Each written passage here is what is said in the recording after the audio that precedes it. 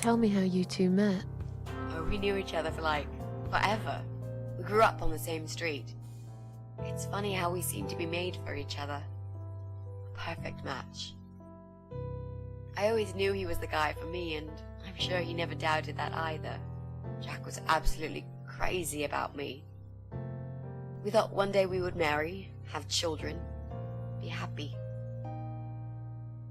I never had many friends because I had Jack. I didn't need anybody else.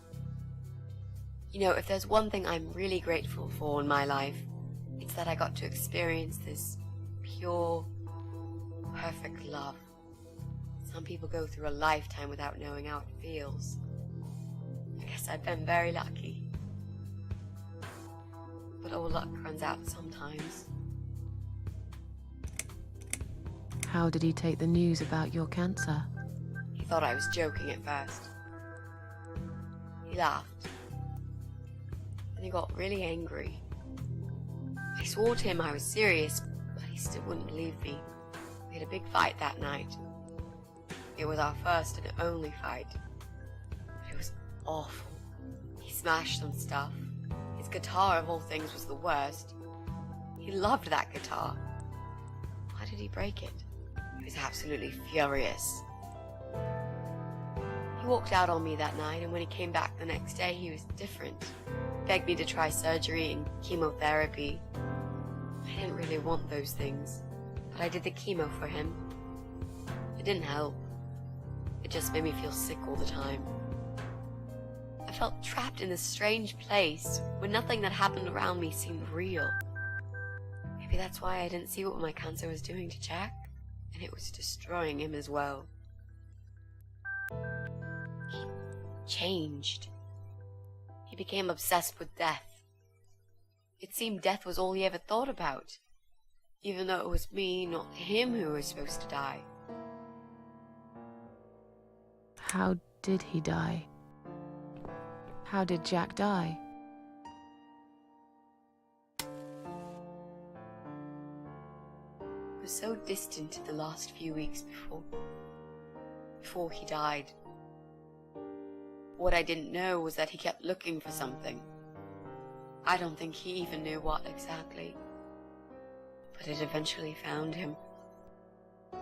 Or rather, he found him.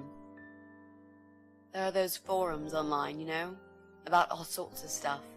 Fishing, computer games, horses, gambling, addictions. Everything, really. Accidentally, Jack stumbled upon one about suicide. There's a guy there. Calls himself the Eye of Adam. He's a fucking god on that forum. It's like a failed suicide club. People mostly try to help each other and offer support. Sometimes it just helps to know there are others like you.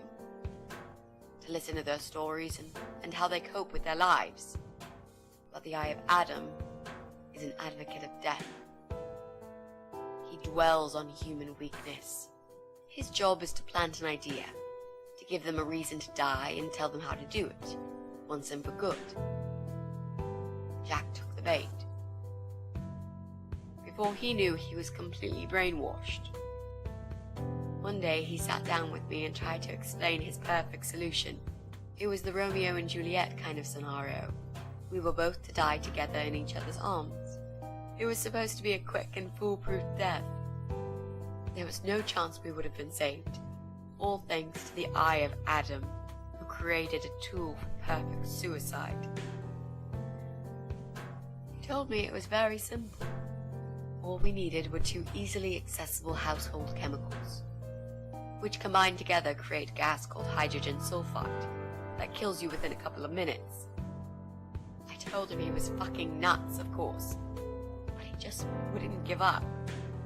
He reasoned with me, then he begged, and eventually just kept screaming at me. I figured it was his crazy idea of a modern romance, but it was downright tacky and just wrong. Finally, he said he would get everything ready and wait for me in our special place at dawn, 5 in the morning. Don't be late. Those were his last words he said to me. Then he stormed out. I cried for hours, thinking I didn't deserve all that from the person I loved most in the whole world. A few times I even tried to persuade myself that maybe he was right and I should do it. I just couldn't. I eventually fell asleep. I didn't plan it. My head was killing me. I was so tired. I woke up suddenly. I could see the sun rising out my window. It was nearly 5. In utter panic, I threw myself off the bed and ran out the door. I needed to stop him. I needed to get there before it was too late. But right there in my bedroom, before I even left, I already knew it was. When I arrived at our special place, it was already bright. We used to go there in the past, drink wine, sometimes smoke weed and listen to Pink Floyd, sometimes make love in Jack's car. There wasn't really anything special about that old parking lot. But else there was. It was completely abandoned. It was quiet. It was safe. After that day, I've never gone there again.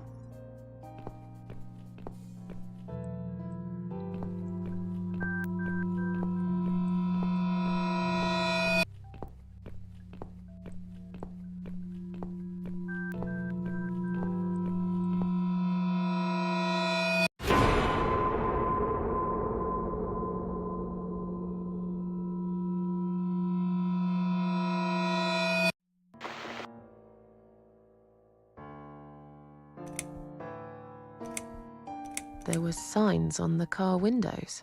Warning signs, yeah. I found on that forum that the Eye of Adam doesn't want any accidental deaths. So he posted this poster design for people to print. It turns out there's a whole sick ideology behind it. Fumes from the car could hurt anyone who opens the door, and that's not the point. The idea is to die willingly and with clear mind, to prepare for it, to embrace it. Jesus. You'd think the police would investigate the whole thing. Sounds almost like a sect. This guy knows how to hide. The police can't be bothered to make an effort. It took me 3 months to track him down. Now I'm finally so close. I can almost smell that fucker.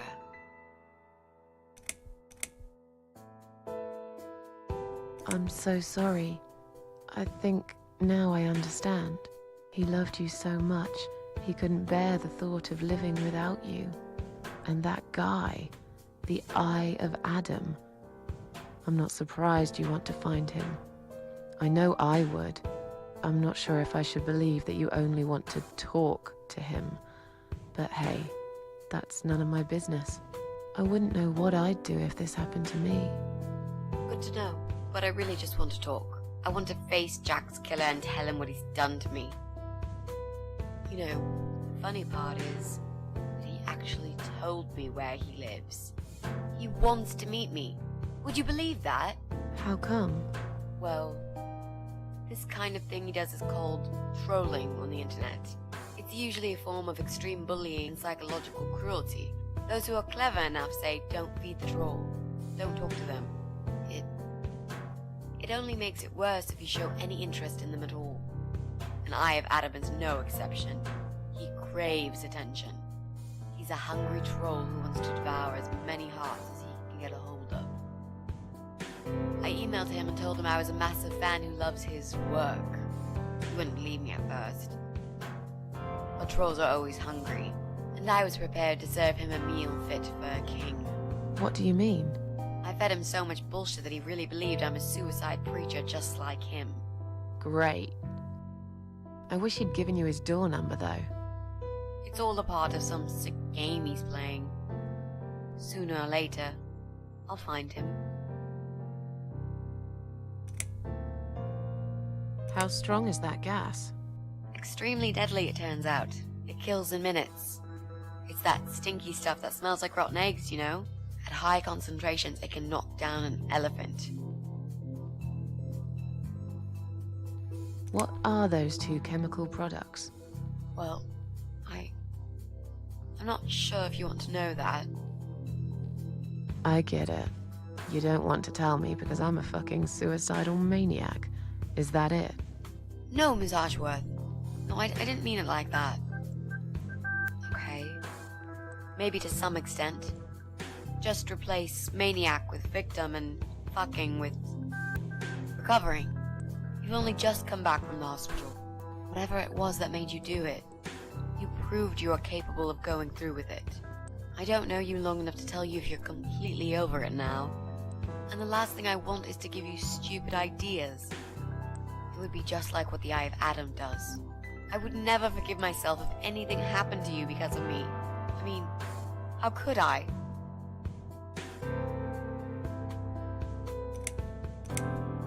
I've learnt my lesson. Dying is not for me. I'd really like to believe you, Miss Ashworth. But I will need you to promise me that you will never try this method. All right. I can promise you that I will never try this method. Or any other method, for that matter. Been there, done that.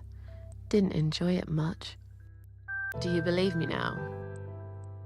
Yeah, I think I do. Good. I'm glad you said that, you know. The recipe for this deadly cocktail is very simple. Any good housewife can make it in a blast.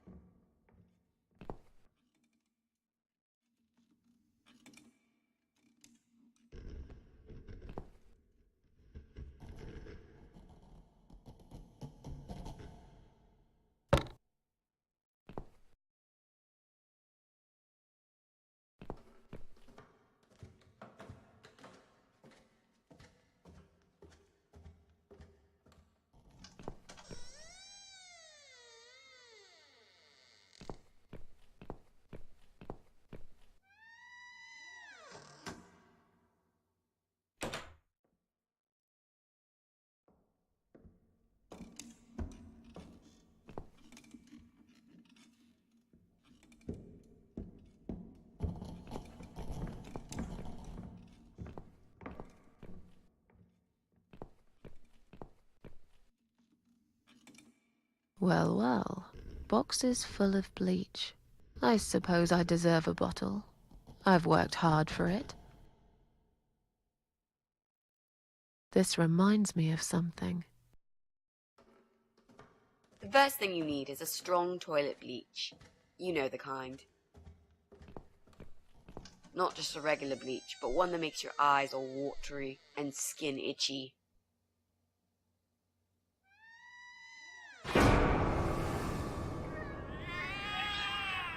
What's going on? Something is wrong, Mitzi. The cats are alarming. That's exactly like when I found you, Miss Ashworth. We've got to check what's going on. Oh, I'm really sorry, but there is no way I'm going out in this fog. Fine. I'll go on my own then.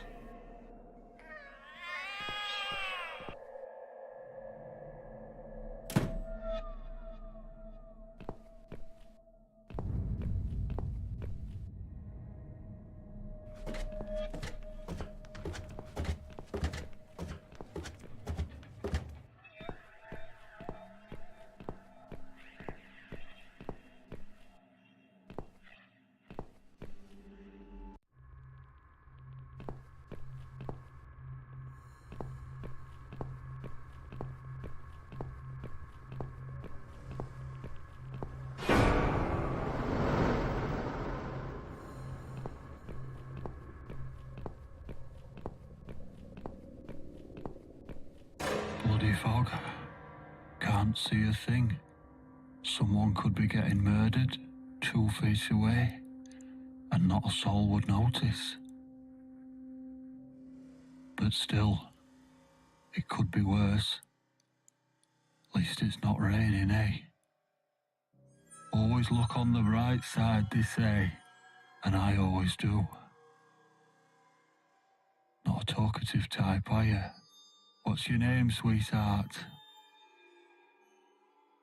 Don't be such a scaredy cat, sweetheart. You're Susan, aren't you? A kind man had described to me what you look like. And what can I say? He was spot on. What do you want? I'm just here on a job, sweetheart. Nothing more. I had a call, you see. There's a cat problem. And apparently, some crazy cat lady keeps making it worse for everyone. A crazy cat lady called Susan, I was told. Now, you ain't gonna like it, sweetheart, but I'm taking you for a ride.